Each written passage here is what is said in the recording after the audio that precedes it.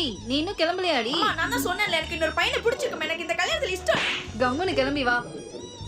Uncle என்ன உங்க நடுமடையில மட்டும் வெள்ளையா இருக்கு? ரோபோ மே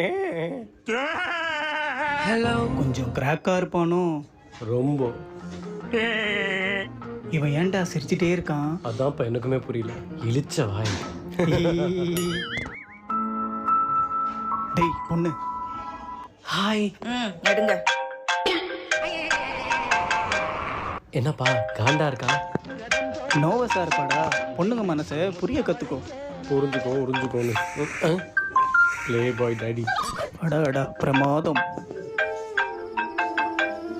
அப்புறம் தம்பி வேலைலாம் எப்படி போயிட்டு இருக்கு?